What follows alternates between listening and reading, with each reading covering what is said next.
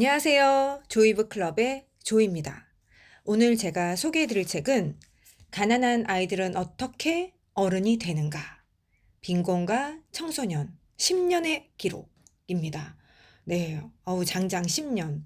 저자는 강지나 선생님이신데요. 되게 훌륭하시더라고요. 실제 고등학교에서 영어를 가르치고 이제 청소년 정책 연구도 많이 하시는데 교사 생활을 하시다가 가난한 집에서 자란 아이들이 정말 눈에 밟혀서 네, 사회복지학을 공부하셨다고 합니다. 정말 훌륭하지 않나요? 그래서 여기 많은 아이들이 어떻게 성장했는지 그 케이스가 굉장히 많이 나오는데 읽다가 놀래기도 하고 너무 우라통이 터져서 안 되겠다. 차 한 잔 마시고 심호흡 좀 하고 다시 읽자 했던 부분도 있었습니다.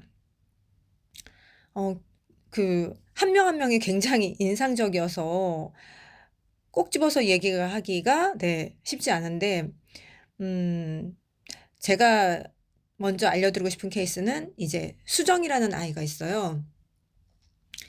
이제 어려운 가정 형편에서 잘 커서 기특하죠. 본인이 이제 한 달에 200 정도 벌고, 언니도 돈을 벌고, 그렇게 해서 언니랑 각각 돈 100씩 엄마에게 줍니다. 엄마가 아팠거든요. 근데 생각을 해보세요. 절반을 주고 거기에서 본인도 월세 내고 공과금 내고 휴대폰 비용 내고 교통비 내면 아, 난 언제 돈 모으지? 그 생각이 당연히 들겠죠. 근데 엄마는 이 딸들의 피 같은 돈을 네, 생각보다 너무 막 쓰는 거죠. 정말 엄마와 아빠가 이 가정의 힘이 되어야 되는데, 자녀들의 힘이 되어야 되는데, 짐이 되고 있구나. 너무 안타까웠어요. 그래서 이제 152페이지에 수정이가 이런 얘기를 합니다. 적당한 거리가 있어야 가족을 지킬 수 있을 것 같아요. 거리가 중요하더라고요. 각자 서로의 삶을 살면서 떨어져 있어야 되는구나 느꼈어요. 네. 느끼고 실천했다는 게 기특한 거죠. 그리고 또 다른 케이스, 네, 지연이가 나옵니다. 이 어려운 환경 속에서도 어찌나 이렇게 똑부러지고 건강하게 잘 자랐던지 보면은 이제 엄마가 고아원에서 성장했구나. 힘들었겠다. 그랬는데 이제 페이지를 넘겼는데 아빠가 알코올 중독이어서 술만 마시면 네, 어떤 시나리오인지 아시죠? 네. 그러다가 어 엄마가 머리를 다쳐서 정신장애 상급을 받게 됩니다. 근데 정말 그럼에도 불구하고 다행이었던 건 지연이랑 지연이 엄마는 나라에서 해주는 여러 사회 복지 제도들 이런 걸 잘 찾아서 네, 알뜰살뜰하게 활용했습니다. 그래서 그냥 그렇게 해서 직업 가지고 잘 살았답니다 하면 정말 좋았을 텐데 저는 지연이 엄마가 이렇게 변할 줄은 몰랐어요. 그 물론 엄마 입장에서는 딸이 굉장히 소중하고 또 대견하고 보석 같겠죠. 근데 이런 얘기를 합니다. 내 딸하고 결혼하려면 결혼할 사람은 몇 억을 가져와야 된다? 그래서 지연이가 그런 생각을 했대요.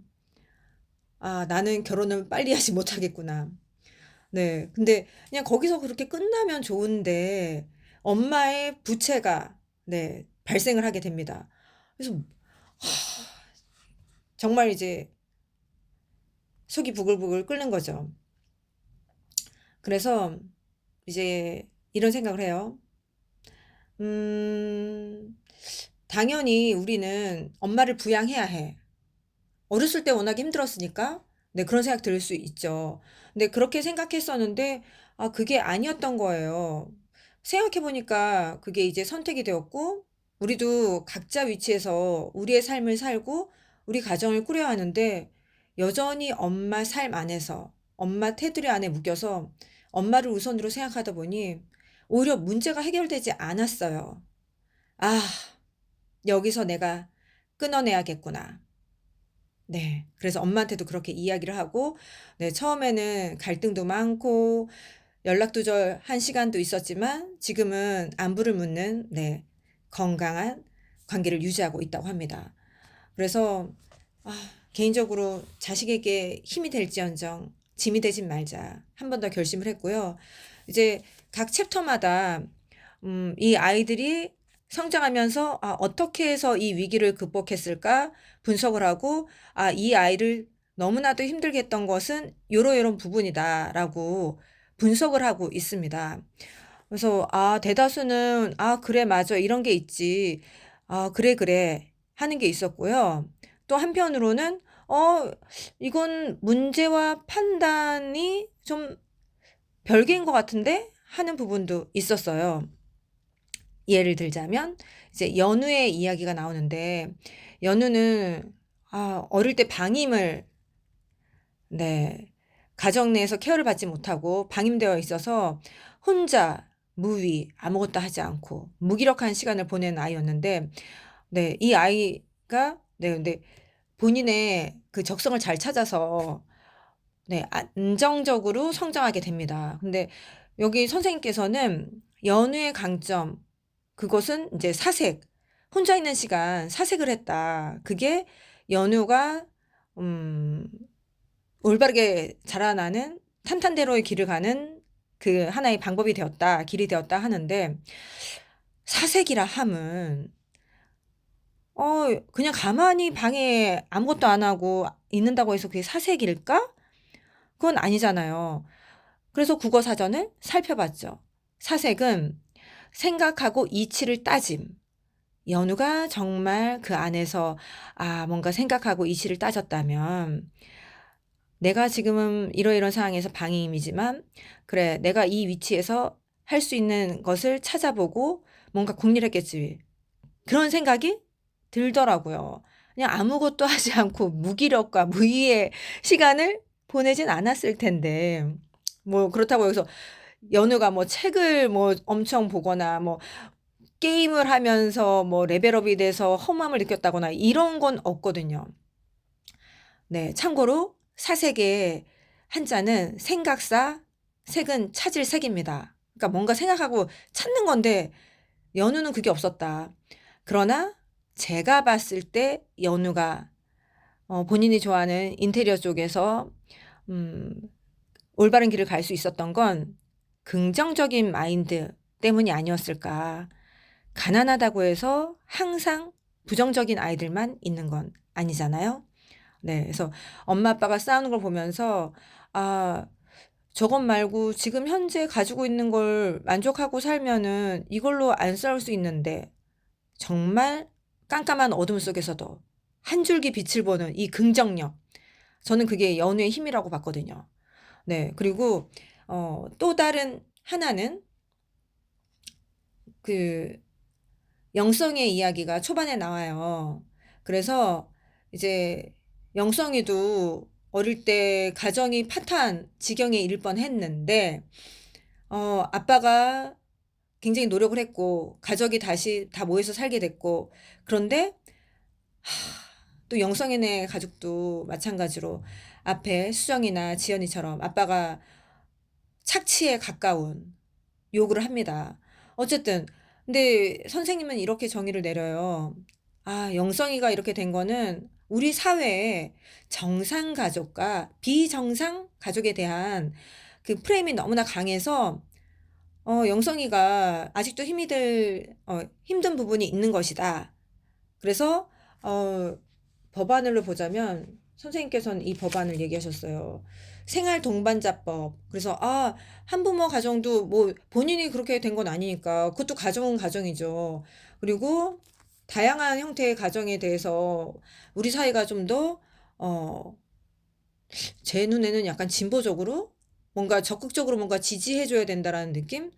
근데 저는 그런 부분에 있어서는 상대적으로 보수적으로 보일 수 있는데, 가장 연약한 아이들을 보호하기 위해서는 가장 먼저 가정이 보호되고 지켜져야 된다. 그래서 가족의 평화와 사랑을, 행복을 추구하는 영성이가 문제가 아니라 이 가정에서 이 영성의 인생의 힘든 부분은 의지가 되는 가족이 아니라 착취를 당하는 가족이 문제다. 네. 생활동반자법, 우리가 여기서 선생님이 얘기했던 정상가족, 4인가족, 3인가족, 엄마, 아빠, 아이들, 아이. 이게 아니라, 조성가정도 가정이고. 근데, 다른 형태의 가족도 있지만 그 가족 내에서도 관계가 건강하지 않으면 의지가 되는 것이 아니라 그 사람 또한 또 다른 영성이를 착취할 수 있다. 네. 그런 관점에서 문제를 더 분석했으면 좋지 않았을까라는 생각을 했습니다.